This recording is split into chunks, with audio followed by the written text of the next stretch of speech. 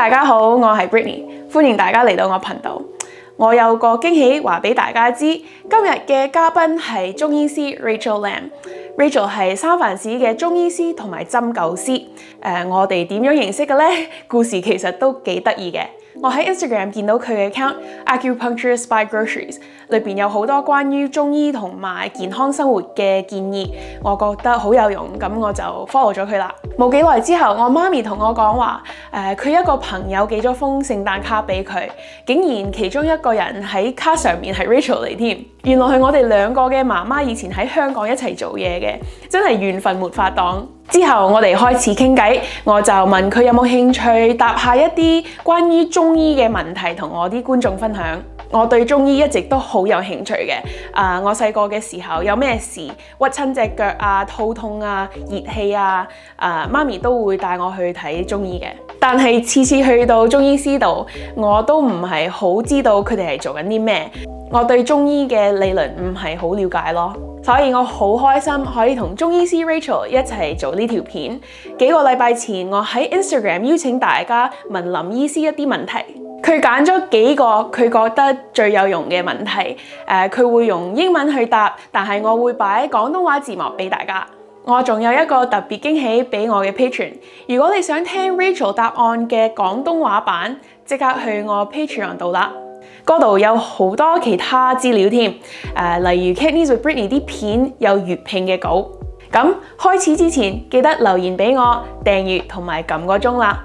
我希望大家中意呢條片，而家交俾 Rachele 啦。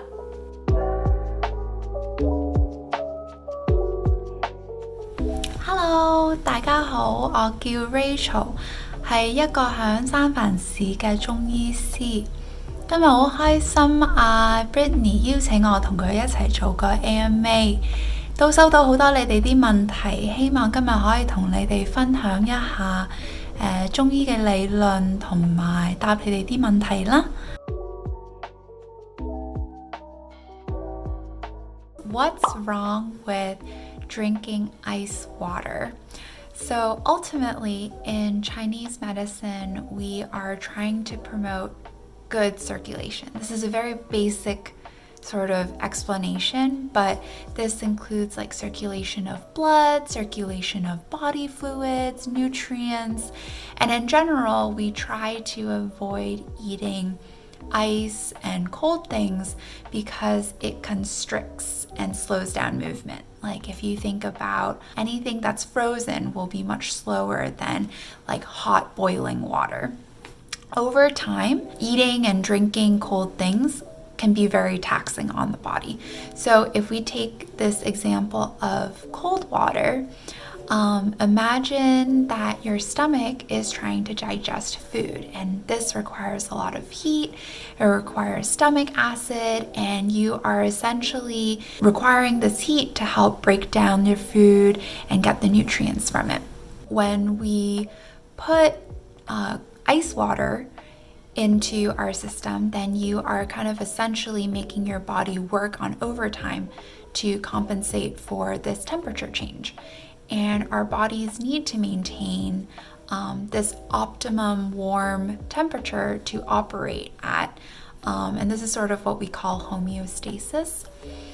So over time, if you're drinking like a lot of cold foods like smoothies or eating salads or like iced drinks, over time, this can weaken your digestive system and cause things like bloating or constipation. Another question is, are sore throats and ulcers caused by熱氣? So first, to explain sort of what 熱氣 means, because I know we all kind of like grew up and our parents are like, oh, don't eat that, that's 熱氣, or like you're experiencing these symptoms because you're 熱氣.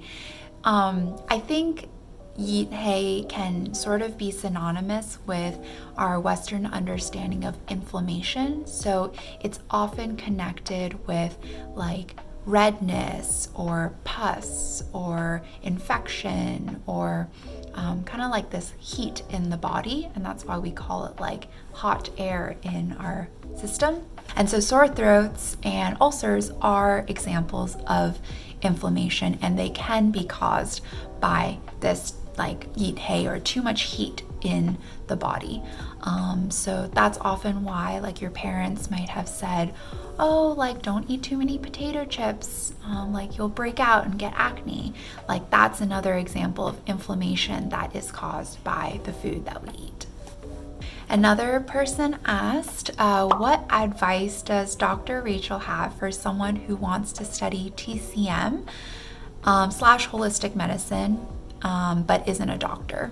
I was lucky enough to have grown up with Chinese medicine. My family's really into it, and from a very young age, I started to go to a herbalist, a Chinese herbalist.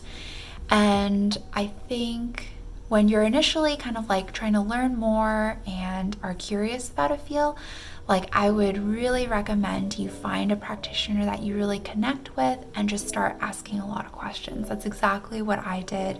And I'd have to say my own acupuncturist is probably the most influential person in me deciding to take this career path of becoming an acupuncturist. You don't necessarily need a medical background to study TCM.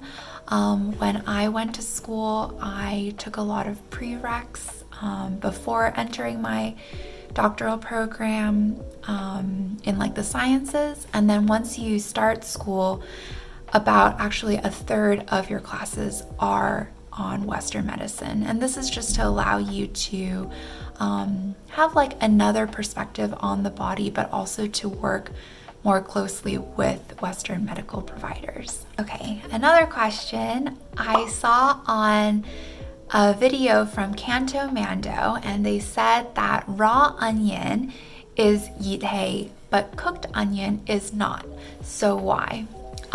So in Chinese medicine, how you cook a food can change the properties of the food. So for example, when you think of when you're steaming something, this mode of cooking actually requires a lot of heat and water.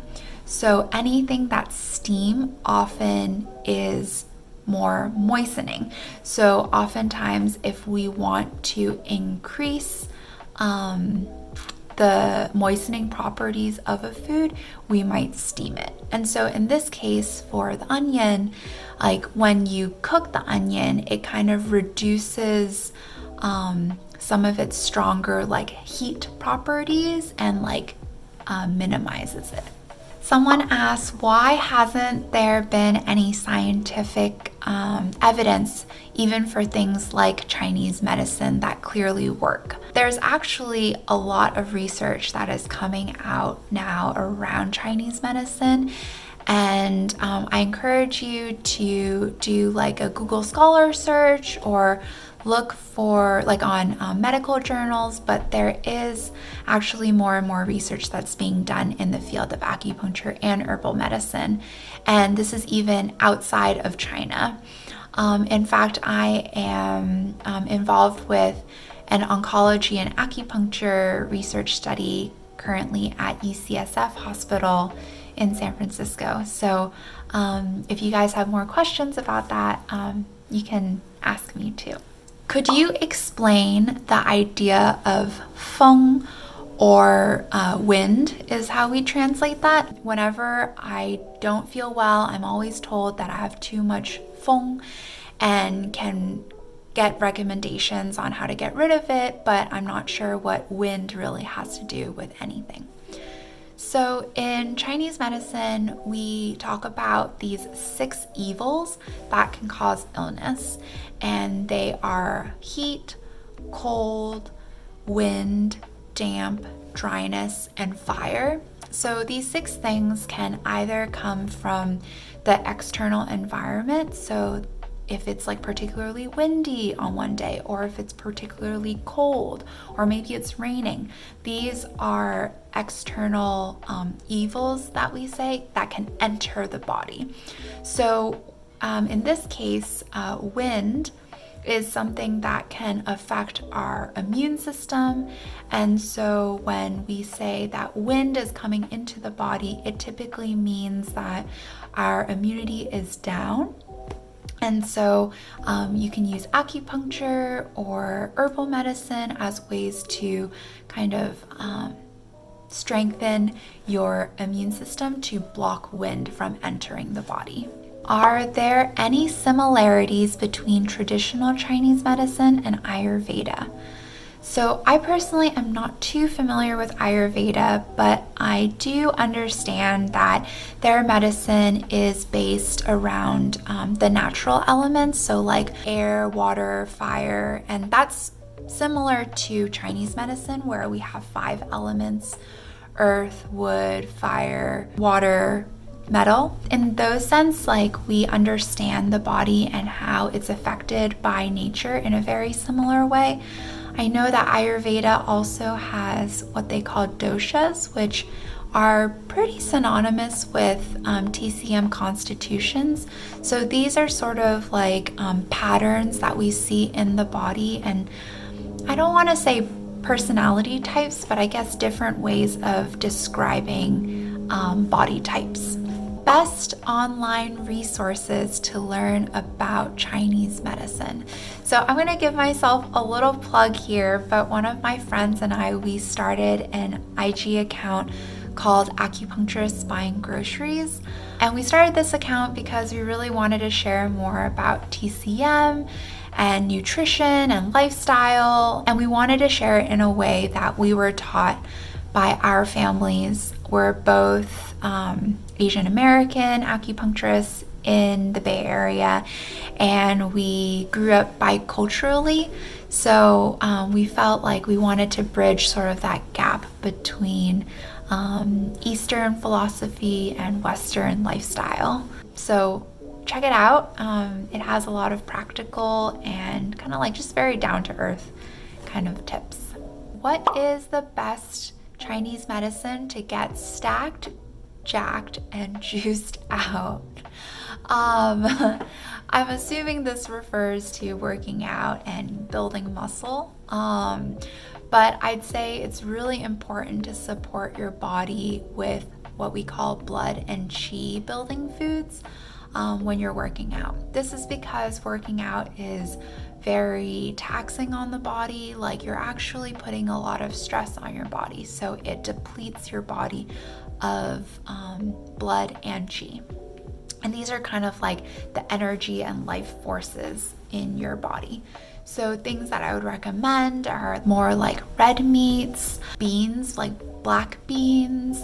I also recommend for a lot of my patients to drink bone broth regularly.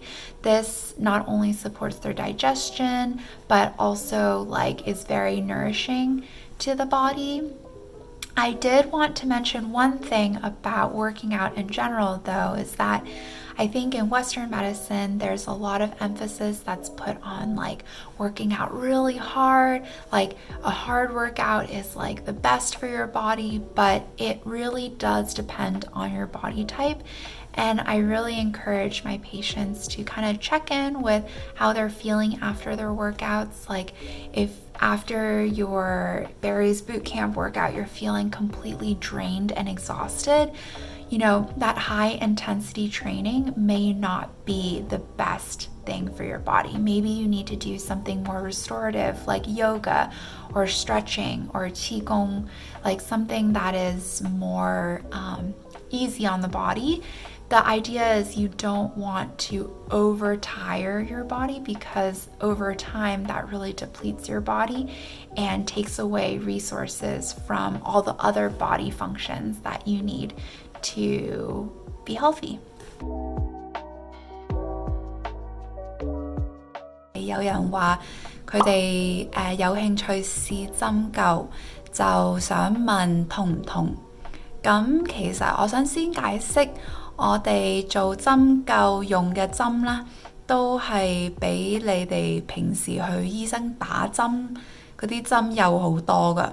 咁今日我帶咗一支針俾你哋睇，你睇其實都睇唔到，好幼啊！好似條頭髮咁幼噶。你睇，啱啱篤落去嗰一下啦，就有時會有少少尖尖咁嘅感覺，但係好多時一落咗針之後啦，都冇乜咁嘅感覺㗎啦。咁好多人落晒針之後啦，係會好安靜咁瞓着添㗎。Anyways, thanks for asking all your questions. I hope you got to learn a little bit more about Chinese medicine today. If you're interested in learning more, definitely check out my Instagram or make an appointment if you're in the Bay Area. You can try out Chinese medicine or acupuncture. And thank you, Brittany, again for inviting me to do this AMA with her. I hope you guys have a great day. Bye!